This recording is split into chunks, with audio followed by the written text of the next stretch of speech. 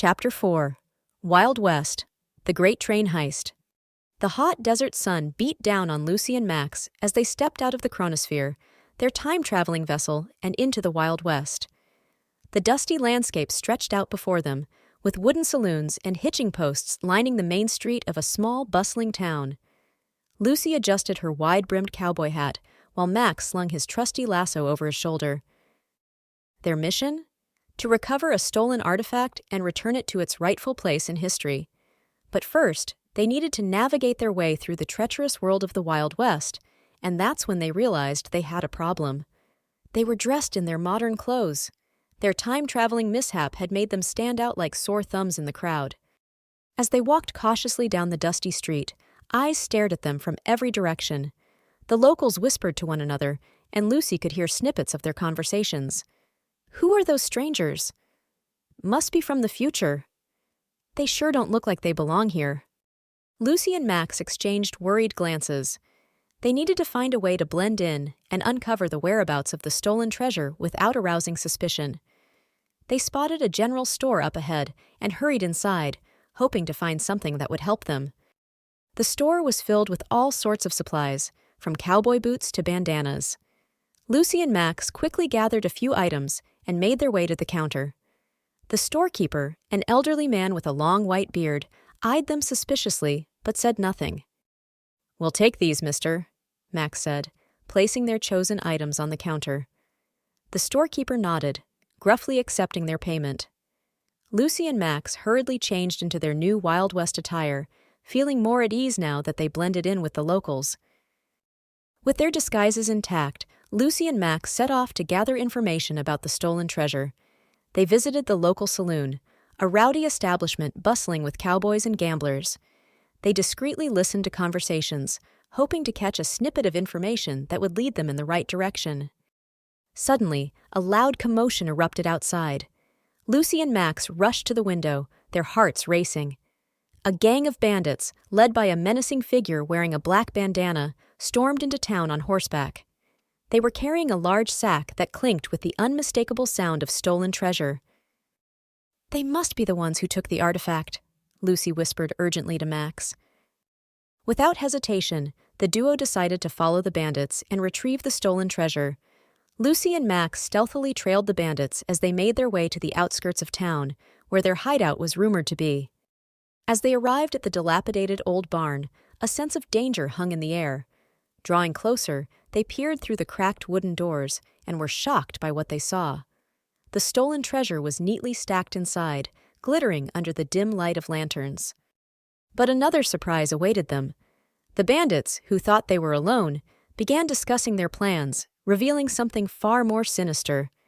They weren't just stealing treasures. They were planning to rob the town's bank next, effectively crippling the entire community. Realizing the peril the town was in, Lucy and Max knew they had to act quickly. They needed a plan to not only recover the stolen treasure, but also prevent the bandits from carrying out their next heinous act. The stakes were higher than ever, and the heroes of time found themselves in a race against the ticking clock of history. As the barn doors creaked shut, Lucy and Max exchanged determined glances. They knew that time was running out, and if they were to save the town from the clutches of the bandits, they had to act swiftly. With hearts pounding and adrenaline rushing through their veins, they prepared to make their move. Little did they know that an unexpected twist awaited them, a revelation that would test their courage and resilience like never before. With their hearts racing, Lucy and Max crept closer to the bandits' hideout. But just as they were about to formulate a plan, a familiar voice rang out from behind them. "Well, well, well, what do we have here?" The menacing figure with the black bandana sneered, blocking their escape route. "A couple of nosy little rats, huh?" Lucy and Max exchanged worried glances, their hearts sinking. They had to think fast if they were going to outsmart the bandits and save the town. Lucy's mind raced, trying to find a way out of this dangerous situation. "Just stay calm," she whispered to Max, trying to sound confident. "We need to find a way to distract them and buy some time." Max nodded, his eyes scanning the area for anything that could help them. And that's when he spotted it, a rusted cart filled with hay, sitting just a few feet away. "Hey, partner," Max called out to the bandit leader, a sly grin on his face. "I reckon you could use some help with that treasure. How about we lend you a hand?" The bandit leader's eyebrows furrowed in suspicion. "Why would you be willing to help us, strangers?" Max chuckled nervously, trying to think on his feet. "Well, you see, we're just humble folk trying to make our way in this Wild West, and helping out a notorious gang like yours could earn us some respect among the locals, you know?" The bandit leader seemed intrigued, but still wary. "All right, you've got my attention, but prove your loyalty first." Max gestured towards the cart. "We've got a plan, but we need a distraction. If you let us borrow that cart, we'll take it into town and cause a commotion. That way, while everyone's focused on us, you and your gang can continue your heist without any interference." The bandit leader considered Max's proposal. "All right, but remember, one wrong move and you'll regret it." With a nod of agreement, the bandit leader stepped aside, allowing Lucy and Max to wheel the cart out of the hideout and back towards the town. They couldn't believe their plan was actually working. As they entered the town, disguised as loyal bandit helpers, Lucy and Max could see the fear etched on the townspeople's faces. They had to make sure everyone focused on them, giving the bandits the perfect opportunity to carry out their heinous plans. "Attention, good people of this fine town!" Max shouted, his voice booming through the dust-filled air. "We've come to reclaim what is rightfully ours." The town's inhabitants turned their attention towards the commotion, their eyes widening in surprise and confusion. "What on earth is happening?" one townsperson whispered to another. "I don't know, but these folks sure have nerve," the other person replied, awe in their voice. Meanwhile, the bandits, taking advantage of the chaotic scene, discreetly slipped away towards the bank, ready to carry out their ruthless plan. But Lucy and Max weren't about to let the bandits have their way.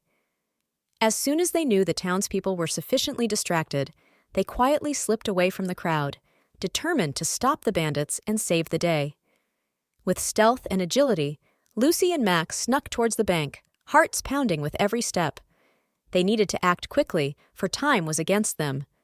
Bursting through the door, they caught the bandits by surprise. "Freeze!" Lucy shouted, her voice filled with determination. "Your heist ends here!" The bandits turned, their eyes wide with shock.